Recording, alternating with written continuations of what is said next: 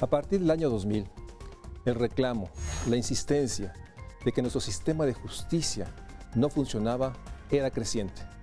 Por eso, a partir de 2008 hubo una profunda reforma constitucional.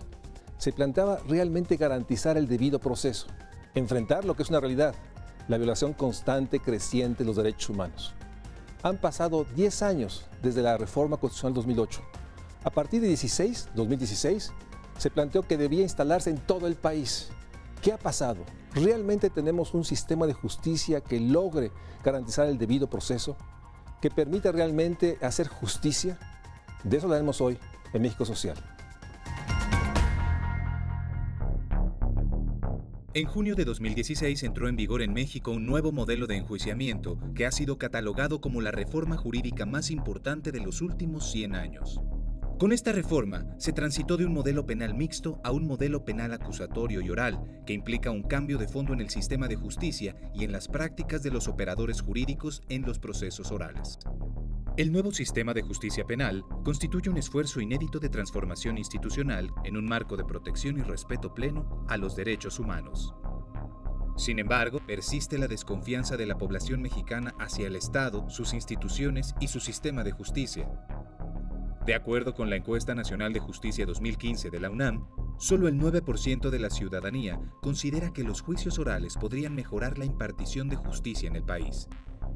Además de su poca estimación, el nuevo sistema acusatorio y oral mexicano enfrenta el reto de asegurar la infraestructura necesaria para la capacitación constante de todas las personas responsables de la impartición de justicia, así como la actualización en el uso de la tecnología.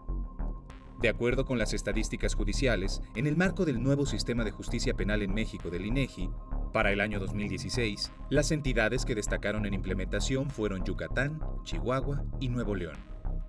Las entidades con los puntajes de menor grado en implementación fueron Veracruz y Michoacán. En el caso de salas de oralidad penal, se observan marcadas diferencias.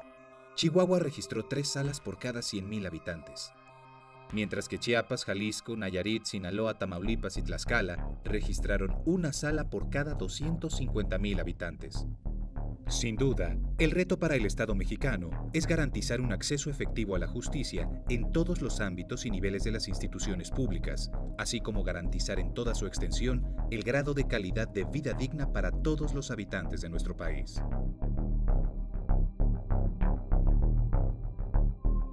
Muy buenas noches, muchas gracias por estar en otro programa de México Social, sobre todo porque me permite dialogar frente a ustedes con la directora de mi facultad, la Facultad de Ciencias Políticas y Sociales de la UNAM. Muchas gracias, Angélica, por estar aquí. Gracias a ti. Y sobre todo porque nos permite realmente hacer una reflexión sobre, creo que uno de los temas centrales en todos los temas de violencias, pero sobre todo el tema de justicias, la realidad que tú has escrito, Angélica, sobre el sistema de justicia mexicano, que yo decía hace rato, desde principios de este siglo y probablemente mucho antes, hay un reclamo. El sistema de justicia ni es expedito, ni es transparente, no se respeta el debido proceso y ha habido lo que se ha documentado en los últimos años, una violación sistemática de todos los derechos.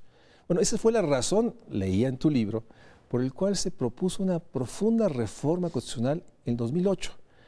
Antes de entrar a eso, platícanos en ese periodo previo al 2008, las razones por las cuales los juristas, los sociólogos, yo diría que la población en general reclamaba una reforma constitucional.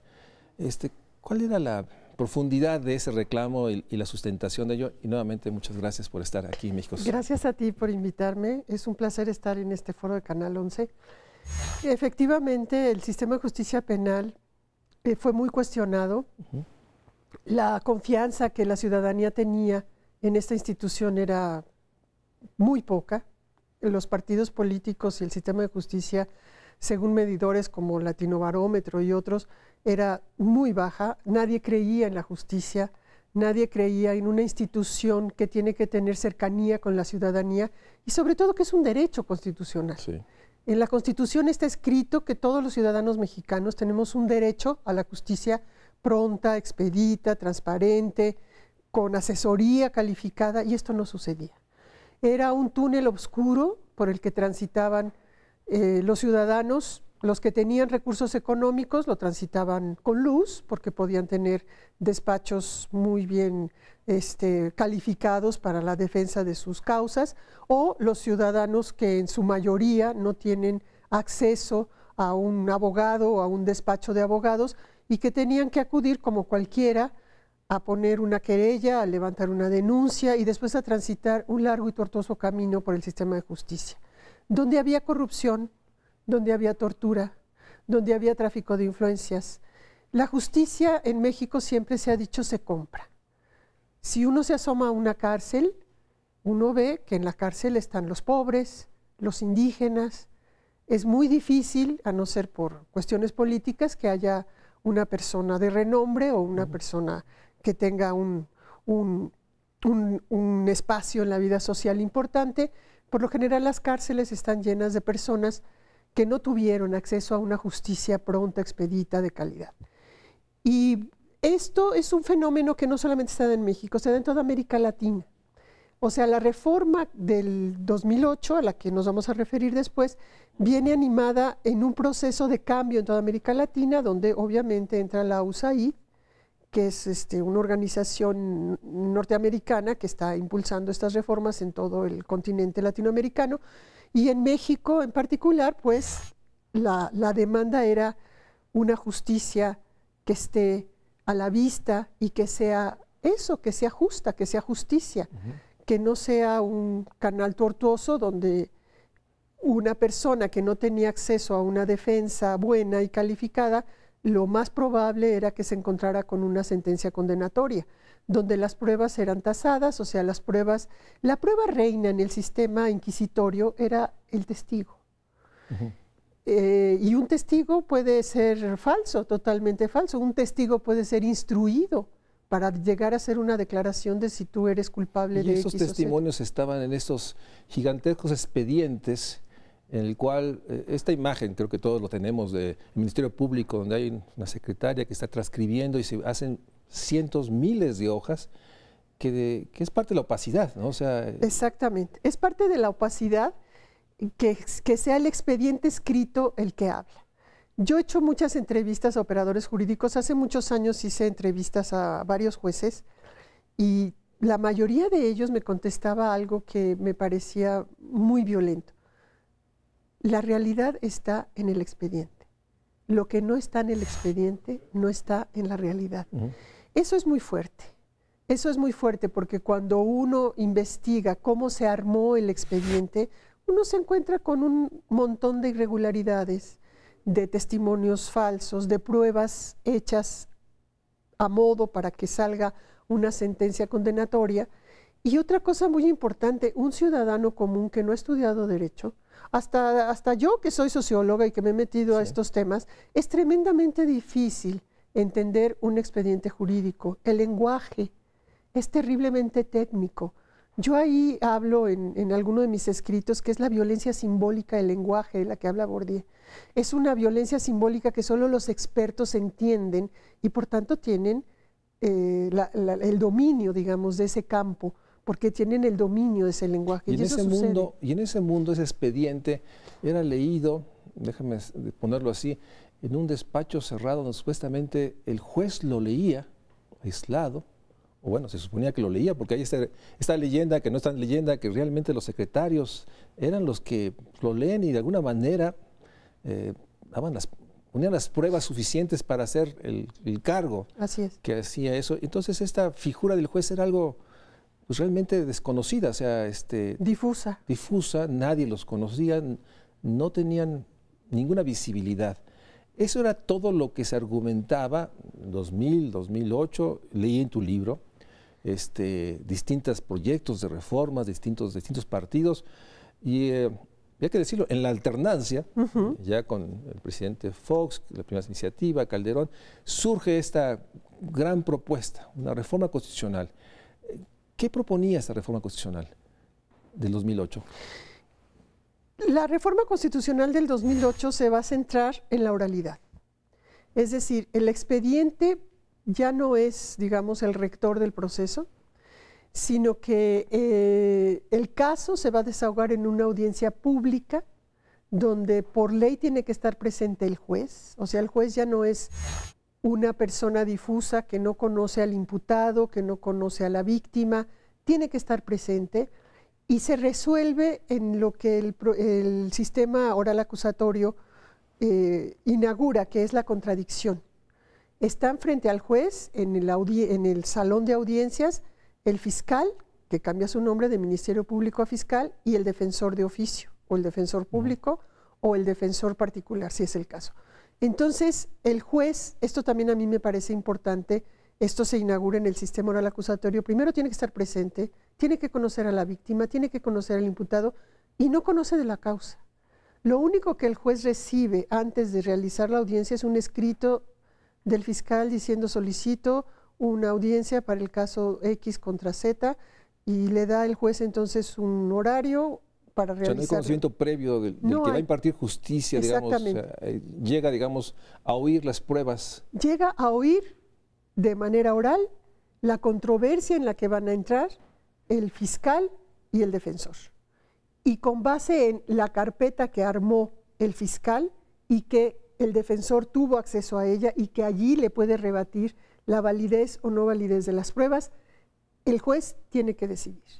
El juez tiene que escuchar, tiene que valorar en ese momento lo que le están diciendo, lo que le están mostrando las partes, lo que contiene la carpeta, que ya no son los cientos y miles de fojas que eran en el antiguo sistema, y es en esta contradicción donde se confrontan las dos partes y el juez tiene que tomar una decisión. Déjame un corte y regresamos porque viene este otro espacio, 2008-2016, 8 años. 8 años mandató la Constitución o el decreto en el cual se modifica para preparar, bueno, todo lo que implicaba, capacitación, construcción de espacios ad hoc, etcétera. Y llegamos a junio 16, hace exactamente poco más de 2 años, cuando, de acuerdo a lo que se esperaba, debió iniciar todo el proceso. Déjame ir a un corte y explícanos qué pasaron esos 8 años, porque para los que no somos, digamos, estudiosos del tema, parecía de muy largo. Y después tú nos dices en tu libro que no fue el resultado después de esos 8 años tan esperados como lo que se planteaba. Déjame un corte. Vamos a un corte y regresamos para seguir hablando de uno de los puntos centrales, déjame ponerlo así, de un México social, el derecho a un sistema de justicia transparente, expedito, que garantice uno de los temas fundamentales, la presunción de no culpabilidad, así se dice, que era un tema que no estaba. De ahí lo importante es reivindicar esa reforma, creo yo, y también señalar que después de una campaña y los procesos, parece que ninguno de los candidatos pensó que era suficiente para darle un respaldo, aunque hubo planteamientos específicos, aislados, pero no se refirieron realmente a esta reforma. Vamos a un corte y regresamos aquí a México Social.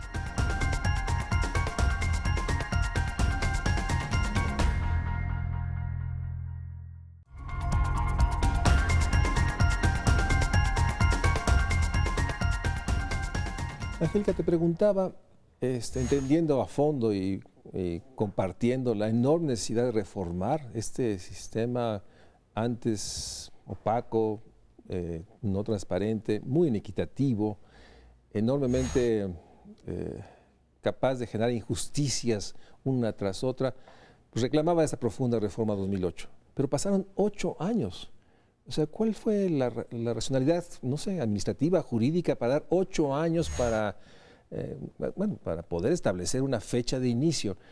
¿Por qué 8 años? ¿Y qué pasaron esos 8 años? Antes de llegar a junio de 2016, que cuando, bueno, incluso hubo una ceremonia en la cual se echó a andar este nuevo sistema de justicia penal. ¿Qué pasó esos 8 años? ¿Por qué pusieron 8 años? Lo desconozco. Pero yo creo que 8 años, si se hubiera asumido una voluntad política que llevara adelante este proyecto en cada una de las entidades federativas, y 8 años yo creo que hubieran sido suficientes para empezar bien. ¿Qué debieron hacer los gobernadores y el presidente en turno esos 8 años? Pues implementar toda la capacitación, sobre todo. La capacitación es fundamental porque se transita de un paradigma a otro paradigma totalmente diferente y que tú señalaste antes del corte, algo muy importante que se me pasó decir.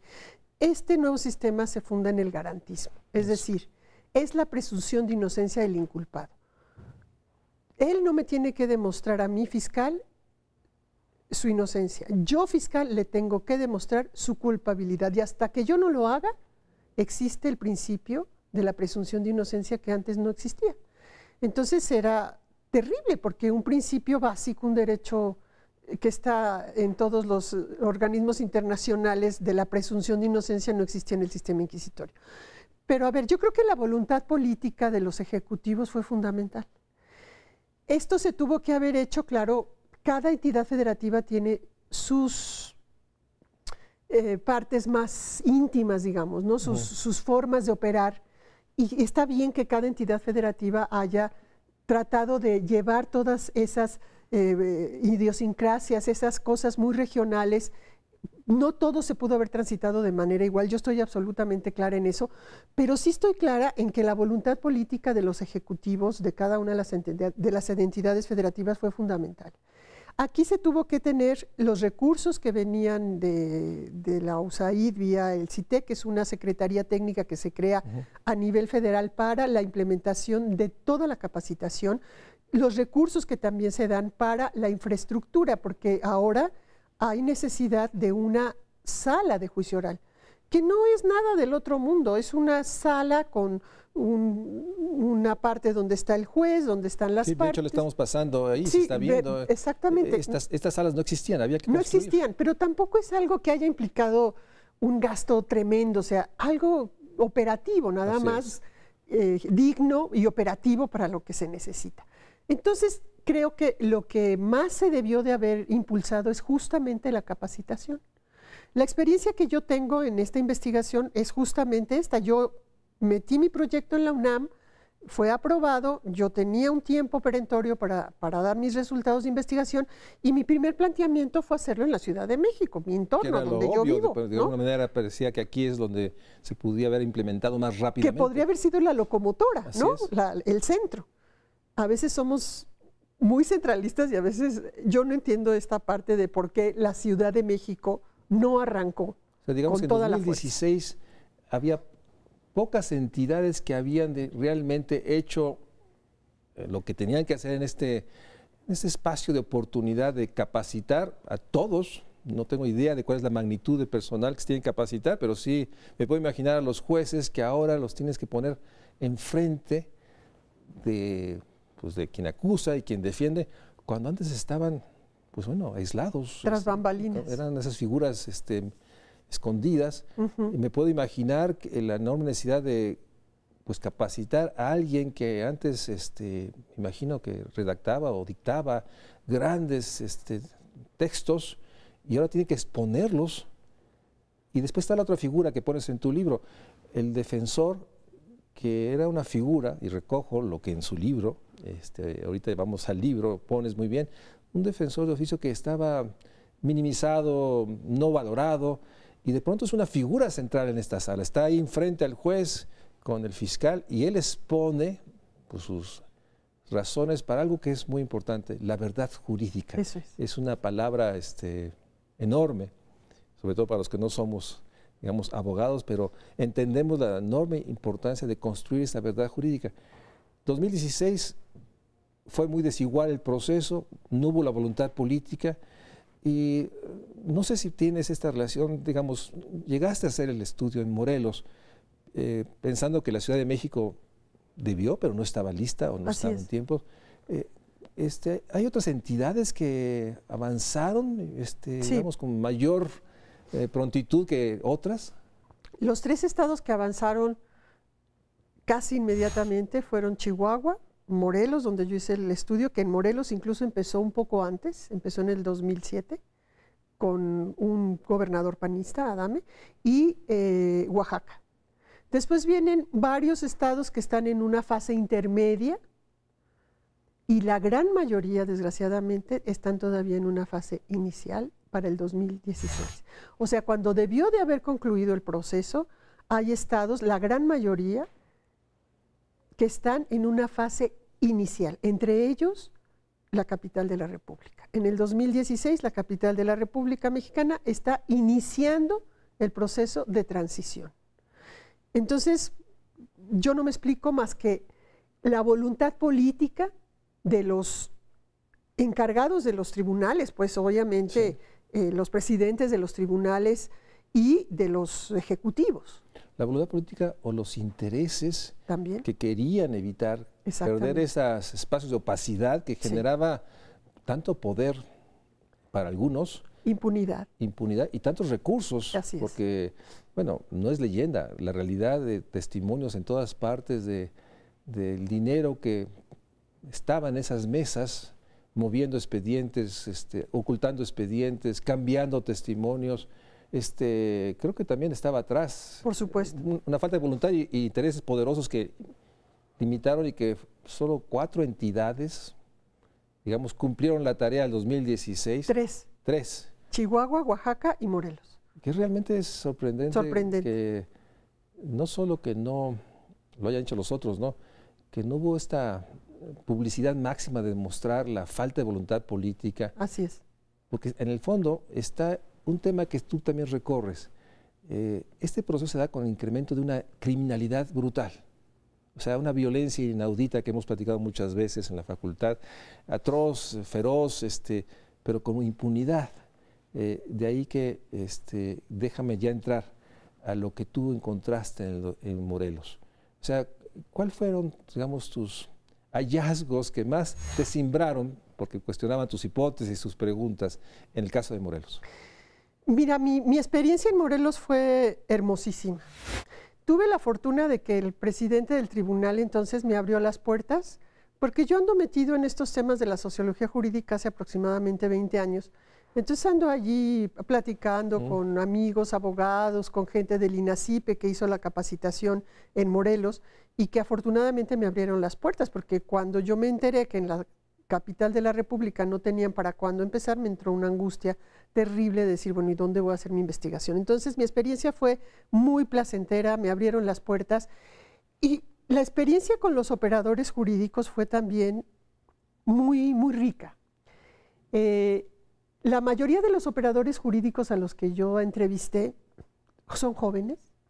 Cuando dices operadores jurídicos, ¿a quiénes te refieres? Jueces, fiscales y defensores, Bien, que son a los que yo me dedico ahí. No llegué al policía, que es otra pieza clave en el nuevo sistema oral acusatorio y que está descuidada en el tema de la capacitación y del salario. Así como el defensor resurge como el ave fénix, como me dijo una defensora, me dice, es que nosotros surgimos como el ave fénix porque ahora nos reconocen, nos capacitan y nos pagan igual que al fiscal. O sea, nos sacaron de la sombra y ahora somos una parte importante del proceso. Al policía no lo han capacitado lo suficiente y no le pagan lo suficiente. Entonces, esto es un foco rojo que aparece en todos lados, que al policía hay que ponerle particular atención porque ahí empieza muchas veces el delito o cuando se empieza a fabricar que son de el las delito. tareas pendientes, por supuesto, que hay que poner en el centro. Dignificarlos, capacitarlos y darles buenos salarios. Déjame un corte y regresamos para retomar toda esta experiencia de el relato que te hace jueces, fiscales, defensores, en términos de, bueno, beneplácito. Yo leo en tu texto el beneplácito de este nuevo modelo y también esta percepción que finalmente lo queremos saber, ¿no?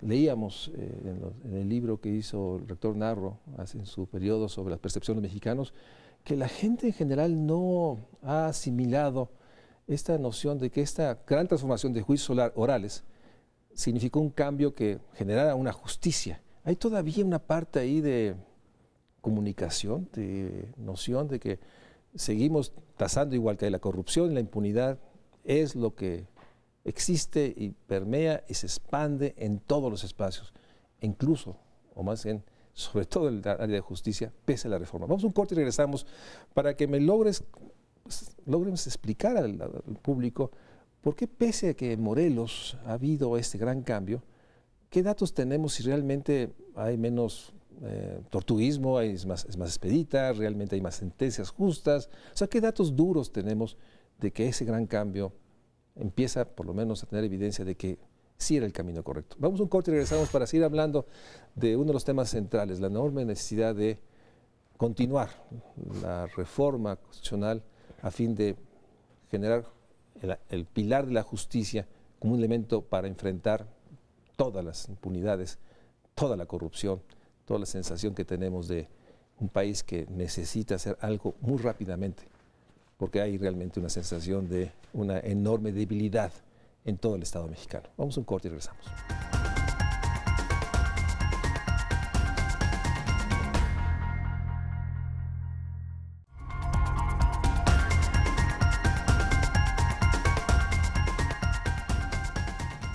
Angélica, déjame aprovecharte al máximo. Nos estaba haciendo este relato de cuál fue el testimonio que recogiste. Déjame ponerlo en pantalla. De un libro que déjeme decirles que es un libro que hay que leer con atención, no solo por su capacidad pedagógica de comprender una reforma constitucional, pero da elementos y sobre todo hay testimonios de los actores jurídicos, jueces, fiscales, que nos dan idea de que cómo para ellos significó un cambio, un nuevo paradigma. De esa magnitud estábamos hablando, por lo cual no solo te felicitamos, creo que tenemos que leerlo y también, déjame una ocurrencia en este momento, el testimonio de esos estados donde no pasó. O sea, ¿qué dicen los operadores jurídicos de un estado en el cual siguen atrapados en la opacidad, en una simulación, déjame ponerlo así, en el cual ni han dejado el antiguo, pero pueden tener la evidencia de una o dos o tres o cinco salas en la que bueno, se trata de dar testimonio de que han avanzado. Pero bueno, platícanos de Morelos. O sea, ¿cuál fue el testimonio que te logra evidenciar este gran paso? Pues te decía que la mayoría de los operadores jurídicos son jóvenes, lo que a mí eso ya me dio aliento, ¿no? Los jueces, la mayoría de ellos son menores de 49 años, bueno, eran menores de 49 años cuando yo los entrevisté, y los fiscales y los defensores eran menores de 39 años.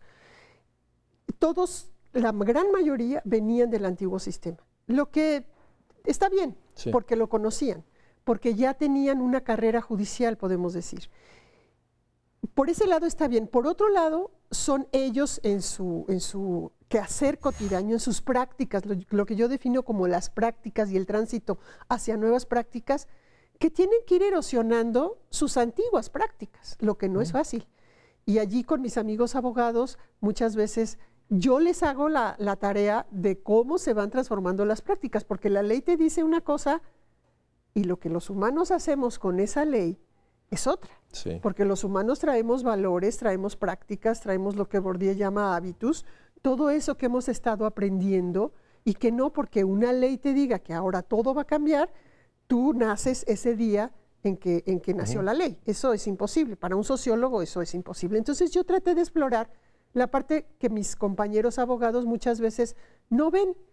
Y creo que los ojos de un sociólogo, de un politólogo, de un antropólogo, ahí sí somos un poco más finos porque estamos entrenados para ello. Entonces, ¿qué descubrí yo? En la gran mayoría de ellos un gran entusiasmo por el cambio, pero también están conscientes de todo lo que vienen arrastrando. Incluso ellos hicieron un neologismo, que es estamos en el sistema, estamos en la transición, en el tradicional.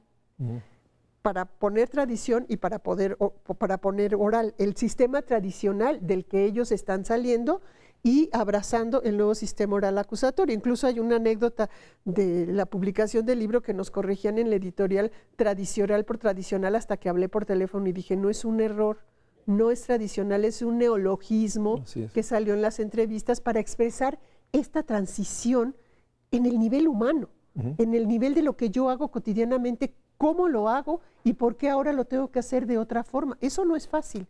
Por eso la capacitación y por eso el entusiasmo que yo sentí de muchos de ellos. El juez 4, esté donde esté, siempre reciba mis bendiciones porque fue maravillosa su entrevista. Estaba programada para 30 minutos y habló 2 horas con una generosidad enorme. Ellos decían, la mayoría de ellos, valoraban la oralidad y valoraban que era un sistema humano. Muchos jueces nos decían, es que ahora yo veo a la víctima y ahora veo al imputado.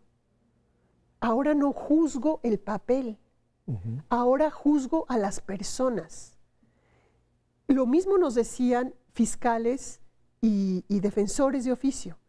Ahora vemos a las personas y nosotros entramos en contradicción y frente al juez estamos desahogando las pruebas y construyendo de otra forma la verdad jurídica, lo que tú señalabas. La verdad jurídica ya no se construye a partir del expediente, se construye a partir del proceso de contradicción de las partes y de la valoración que hace el juez de ese proceso de contradicción donde se muestran las pruebas. O sea, en el diálogo, en el debate entre ambas partes. En el debate de ambas partes y que el juez está presente y que el juez tiene que hacer entonces una valoración para emitir una sentencia.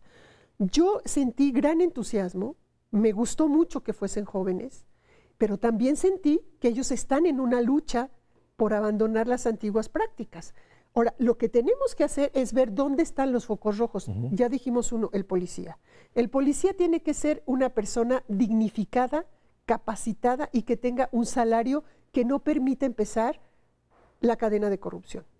Tenemos que poner más ojo en quién va a estar vigilando el trabajo del fiscal. El fiscal sigue siendo el que hace la carpeta. El Ministerio Público, en lenguaje, digamos, anterior. Sí. En el lenguaje anterior era el MP. El MP sigue armando la carpeta de investigación. Claro, ahora el defensor tiene acceso a esa carpeta de investigación y le puede decir, mira, esto no está bien. Pero sigue teniendo un papel protagónico, pues. O sea, sigue teniendo un peso específico mayor, quizá un poco mayor. No se ha logrado abatir ese peso, ni se ha logrado del todo el equilibrio en estos dos factores fundamentales de la contradicción, que es el defensor y que es el Ministerio Público. ¿A qué aspiramos? A que haya un equilibrio, a que los defensores también tengan capacidad de ratificar esa investigación. Una defensora nos decía, bueno, es que si yo quiero ir a hacer investigación de un caso, yo lo tengo que hacer con mis recursos, yo tengo que tomar el camión o tomar el coche o hacerlo. No tengo un cuerpo de peritos que me apoye. Otra cosa importante es que ahora se da más peso a una evidencia científica. ¿Qué quiere decir eso? Que el ADN, se analiza la fibra, ya no es el testigo que era la prueba reina del inquisitorio. Eso está pasando. El relato, el testimonio, el relato. Que se acuerda o recuerda o le dicen que recuerde. Ese era lo que realmente, finalmente, tenía un peso mayor en la verdad jurídica que se sentenciaba. Y que en el mejor de los casos podía ser un testimonio inducido que le decían, mira, tú tienes que memorizar y decir esto. Y en el peor de los casos, un testimonio a partir de la tortura, que existía. Sí. Que era una práctica aberrante en el sistema de justicia anterior. Entonces, ellos sienten que hay necesidad de poner acento en el policía, de no perder de vista que esta es una figura fundamental a la que no hay que ningunear de ninguna manera y poner acento en que haya un mayor equilibrio entre el Ministerio Público y el defensor. Que el defensor tenga más dientes, digamos, para poder interferir en esta contradicción con mayores elementos. Una opinión generalizada de jueces y de ministerios públicos y de defensores. Hay una gran resistencia de los abogados tradicionales, de los grandes bufetes de abogados tradicionales que no se quieren capacitar en el nuevo sistema, que no les interesa, que no están acogiendo, digamos, que están pasando a otro paradigma, que ya la justicia está transitando por otra ruta. Ellos no quieren saber de eso, no se quieren capacitar, pero ahora el juez, y esto es muy importante, el juez puede invalidar a un defensor privado si no tiene la capacidad o la capacitación, puede decir, usted no puede hacerlo. Y lo que está pasando en Morelos, cuando yo hice la investigación, es que los defensores de oficio ahora están muy valorados. Ahora se los pelean a los defensores de oficio porque están capacitados en el nuevo sistema, porque han tomado cursos de todo, de interrogatorio, de contrainterrogatorio. Ahora hay otra cosa que tú mencionabas que tiene que ver con la parte humana. Hay gente que naturalmente tiene el don de hablar, sí, ¿no? Lo que los actores dicen, no tiene el pánico escénico. Hay gente muy preparada que no tiene el don de hablar y que no tiene eso que los actores dicen de no tener el pánico escénico. Eso no te lo da la capacitación. Sí, está la parte que pones en el libro, la parte humana. Digamos, la lectura del lenguaje corporal, tú lo pones así. Claro. Pesa mucho, digo, me puedo imaginar al juez, que de pronto tiene una persona que puede tener los argumentos, pero los comunica mal. Hay una parte ahí muy subjetiva. Totalmente. Que es un tema Sí. al interior. O sea, Y la capacitación puede ser muy buena en las técnicas de interrogatorio, en las técnicas de contrainterrogatorio, pero la persona no puede tener esta capacidad de comunicar, yo diría hasta un poco capacidad histriónica, de comunicar, de convencer, porque se está disputando la verdad jurídica. Y en ese sentido, el papel, ahora sí, mayor del juez. El juez está ahí, digamos, en vivo. En vivo. Escuchando, reaccionando, y tiene que formar su juicio en este proceso. O sea, también la capacidad del juez de esta escucha, la capacidad de escucha que debe tener, una escucha atenta que permita encontrar los errores que puede ver en el argumento, también pone una enorme tensión en la capacidad del juez, que no basta con que conozca los códigos y las leyes, tiene que saber escuchar. Saber escuchar y saber valorar y generarse un juicio. Nosotros fuimos a varias audiencias y en una de esas fuimos con una guía etnográfica. ¿Qué es? ¿Qué es? Cómo se mueven, cómo se comunican. Y encontramos algo que nos llamó mucho la atención. Cuando alguien está rindiendo un testimonio, la mirada siempre la dirige al juez. Y después preguntamos, ¿por qué siempre está dirigiendo la mirada al juez? Y si desvía la mirada, el juez le dice, por favor, véame a mí, para que no reciba miradas intimidatorias de cualquiera de las otras dos partes. Entonces, toda esa parte juega. Toda esa parte juega porque están en contacto, porque usamos la parte etnográfica de Goffman, ¿no? De la teatralidad, porque si lo vemos con otros ojos, es una puesta en escena de alguna manera. Están los actores principales y está el público, están los testigos, están los legos, los profanos, los que no saben nada de leyes, ¿no? Que pueden ser los testigos o la misma víctima. Estos juicios son públicos, o sea, siempre hay abiertos. Nosotros pudimos entrar a donde quisimos, claro, siempre con discreción y como lo hace un buen investigador, sin ser notado, por supuesto, ¿no? Hicimos una guía etnográfica, hicimos dibujos, que nos sirvió mucho para entender también esta corporalidad. Hay defensores increíblemente potentes, hay fiscales, ministerios públicos increíblemente potentes y hay otros no mucho, porque eso no se los va a dar nada más la capacitación. Hay toda esa parte humana. Sí, la personalidad. La personalidad.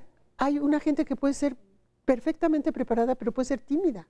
Déjame ir a un corte y regresamos, porque lo que me queda, quisiera que el último fragmento del programa es la sensación de inequidad, porque no sé cuántos defensores de oficio debe haber, el número debe ser muy importante, no sé cuántas salas, y estaba buscando algunos datos en función de población. Hay una inequidad también desigual en capacidades, en inversión, y son de los temas que me gustaría, regresando al corte, nos plantees.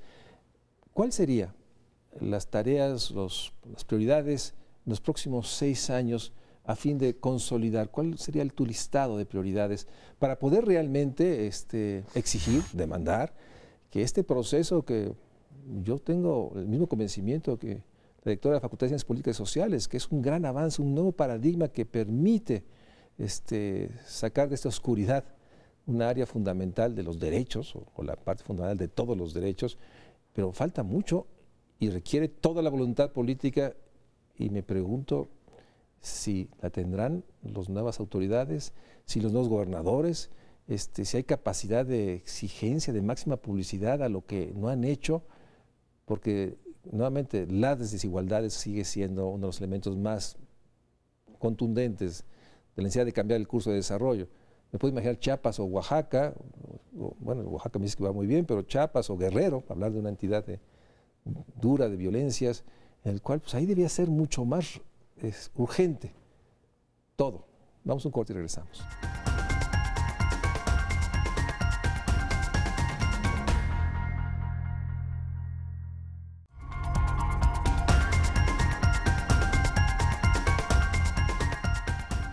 Angélica, tenemos 10 minutos. Te lo quiero dejar todos a ti para que nos digas, ya señalaste algunos focos rojos, algunas prioridades. ¿Qué más hay que hacer ¿Y qué esperaríamos en estos próximos 6 años? Bueno, de lo que yo ahorita he oído de las propuestas en las plataformas que hemos analizado en muchos foros en la universidad, ningún candidato le ha puesto la atención que merece esta reforma. Incluso en la Ciudad de México hemos sido testigos de una denostación del modelo oral acusatorio en una explicación muy banal de que ahora se dejan libres a los delincuentes. Hubo toda una iniciativa de contrarreforma para echar atrás este paso que me parece gigante y que yo creo que tenemos que detener. ¿Qué esperaría yo de la persona que quede en el Ejecutivo Federal y de los que queden en los ejecutivos estatales, porque también nos jugamos ahora muchas gubernaturas en esta elección? ¿Qué esperaría? Una voluntad política muy comprometida con el nuevo sistema oral acusatorio que justamente deje detrás esta era de impunidad, esta era de no transparencia, esta era donde la verdad jurídica, en la verdad jurídica entraban en juego N cantidad de factores que no necesariamente tenían que ver con la justicia a la que todos los ciudadanos tenemos derecho. Yo esperaría una voluntad política en la capacitación y en tratar de ir homologando. A ver, si ahorita nosotros tratáramos de hacer un ejercicio de una evaluación a nivel nacional, no podríamos ir con el mismo proyecto ni con los mismos reactivos a todas las entidades federativas, porque están totalmente desiguales. Entonces tendríamos que ir con una investigación en particular a los que están empezando, a los que van a medias y a los que ya van muy adelantados, como Chihuahua, Oaxaca y Morelos, porque son entidades donde ya se ha trabajado.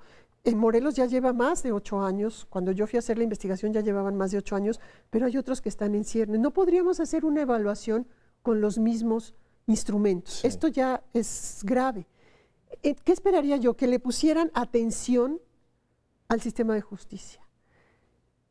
Si no pensamos que el sistema de justicia tiene que ser uno de los motores o uno de los pies de una democracia y de una construcción ciudadana, no vamos a avanzar mucho en tema de justicia. ¿Y por qué digo ciudadana? Porque ahora, esta es una hipótesis que en algún momento quisiera yo poner a prueba. Si este modelo oral acusatorio, al romper o al erosionar la violencia simbólica que está en todo el lenguaje jurídico críptico del expediente, si en la audiencia donde los legos podemos entender de lo que se trata y cómo se está transitando a construir la verdad jurídica, ahí puede haber un espacio para el escrutinio ciudadano, para que los ciudadanos le demos seguimiento a este proyecto, para que los ciudadanos estemos involucrados o no en un tema de justicia, veamos que sea una institución que podemos entender y a la cual le podemos pedir cuentas. Si este sistema oral acusatorio empieza a erosionar esta violencia simbólica y todos podemos entender lo que está pasando, tendremos más elementos para pedir que se cumpla con lo que está establecido en la Constitución y con lo que está establecido en la reforma del 2008. Ahora, danos datos, o sea, danos evidencia, lo tienes en tu texto. Tengo la percepción, y hay unos datos que busqué, es que a raíz, en el caso de Morelos y esas entidades, digamos, esta realidad de una justicia lenta, muy lenta, que los, digamos, los juicios o estos enormes folios de papel llevaba a que la sentencia nunca llegaba. ¿Sí hay evidencia de que con este nuevo sistema es más expedita? Totalmente, totalmente. En Morelos lo más que se tardaban era 1 año. Nosotros tenemos experiencias de gente que ha estado en prisión preventiva sin sentencia por 10 años. Y luego a lo mejor se le absuelve. ¿Y quién te devuelve 10 años de vida? Te destruyeron la vida. Y el tema del debido proceso. El debido proceso. Ahora hay 3 jueces. Está el juez de control, que es el juez que está dedicado a ver que no se viole el debido proceso. Ese está ahí en la sala. Está en todo el proceso. Está el juez de juicio oral, que es el que está arriba, que está arriba, pero está auxiliado por el juez de ejecución, que es el que se encarga de ver que se cumpla con la sentencia, pero también el juez de control, que vigila que en el proceso se cumplan con los códigos de los derechos humanos, que no se violente el debido proceso y que se llegue a buen fin. Acabo de presentar en la facultad el maravilloso libro de Jorge Volpi, de una novela criminal sobre el caso de Florence Cassés. Describe de manera maravillosa lo tortuoso del antiguo sistema, pero de manera maravillosa y apto para cualquier lector. O sea, no hay que ser abogado para entender lo que era el antiguo sistema. ¿Qué tiene que haber? Una voluntad política muy firme de devolvernos a los mexicanos la justicia transparente, la justicia como un derecho, la justicia donde el ciudadano empiece a ejercer su derecho de escrutinio, de poderle pedir cuentas a una institución que hasta ahora ha estado totalmente fuera del contacto ciudadano, que no entendíamos, que no conocíamos y que lo único que pensábamos es que ya caíste en las manos de la justicia mexicana, que Dios te ayude. Que está también relacionado con el tema de la no denuncia. Claro. O sea, una parte que se vuelve... Pues la cifra negra es más del 90%. O sea, la gente no denuncia porque dice, ¿para qué? ¿Para qué? Me quita tiempo, no me hacen caso, esto se va a perder en los incluso túneles. Puede salir inculpado. Incluso puedo salir inculpado, ¿no? Como pareciera ser en el caso de Florence Cassés. Volpi no lo asegura, pero pareciera ser que todo fue armado con una intencionalidad política terrible, donde se filtraba la política, obviamente. Y a ver, cuando yo empecé a meterme en estos temas, hace muchos años, yo fui a platicar con una abogada y le decía, a ver, ¿por qué con un caso igual, exactamente igual, puede haber dos sentencias diferentes? ¿Por qué en este caso este tribunal lo absuelve y este tribunal lo acusa? Dice Angélica, porque cuando un juez ve cómo se armó un expediente, ya sabe lo que quieren de él. Eso me pareció demoledor. O sea, hay todo un lenguaje, toda una cultura no escrita, donde se podía decir, bueno, por un contexto político, es necesario que aquí haya una condena o es necesario que aquí haya una absolución. Y yo escribí un libro sobre una sentencia a un presunto zapatista, la escribí en Italia cuando hice mi postdoctorado, donde eran dos sentencias totalmente diferentes, gobernadas por el contexto político. Que eso se rompa, que eso se acabe, que el sistema oral acusatorio, con la mayor transparencia, con el principio de confrontación y con esto de la oralidad que hace visible a la víctima y al imputado, que antes no existían más que en el expediente. Ahora están allí, ahora son visibles, y la oralidad con la capacidad que tenga de erosionar la violencia simbólica tan terrible del lenguaje críptico del derecho. Y está el gran tema en la oralidad, y me gustaría tu reflexión sobre esto para terminar el programa, el tema de la justicia en los pueblos indígenas. Cuando tenemos la realidad de imputados, acusados, víctimas que no conocen el castellano, que enfrentan un sistema de justicia, no sé si en la transición oral, etcétera, pero también tienen un juez enfrente que necesita un traductor. Sí. Se necesita y se está haciendo en entidades federativas. Tengo una alumna de la licenciatura que está haciendo su tesis sobre eso, la capacitación de gente de lengua original para que sirva de traductor. Porque puede haber un indígena, como tú bien lo señalas, que no pueda en castellano expresarse de lo que sufrió o dar el testimonio de lo que vio, de lo que sintió.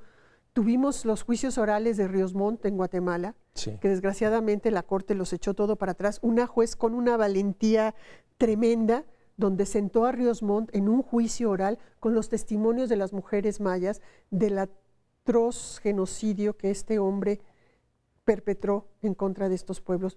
Había un traductor de origen, con su lengua original maya, con un dominio del castellano que servía de intérprete, no tanto de traducción, de intérprete, porque no es traducción literal, es la interpretación, que allí tenemos que tener también mucho cuidado, porque tenemos poblaciones indígenas en Guerrero, en Chiapas, en Oaxaca, en toda la República Mexicana, sobre todo en el sur, donde este sistema tiene que apoyarse en una traducción buena, en una interpretación buena, para que este sistema pueda seguir avanzando.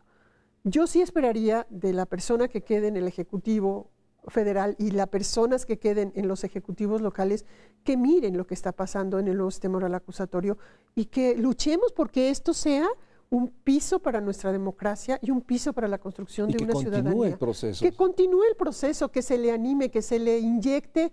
No solamente se trata de dinero, se trata de voluntad política, se trata de capacitación, se trata hasta de entusiasmo. no solamente es repartir dinero, es repartir conocimiento, es repartir capacitación, es repartir la conciencia de que es un derecho. No estamos ante una dádiva. Es un derecho que habilita muchos derechos, porque está en el centro. Y de ahí, déjame terminar el programa, la enorme importancia del trabajo que estás haciendo, de la enorme trascendencia del tema y la exigencia que en el proyecto de país de 2019-24, lo que siga, se ponga en el centro que si hay un derecho central para garantizar una vida con derechos, es el derecho a la justicia. Y aquí hay un paso importante, muy desigual, importante, heterogéneo, con problemas ciertos, claros, pero creo que tenemos las bases. Yo creo que lo puedo asegurar después de haber leído tu libro, de que es un proceso que está en marcha y que tiene que continuarse. Angélica Cuéllar, muchas gracias por estar aquí en Médico Social. Muchas gracias a ustedes. Buenas noches.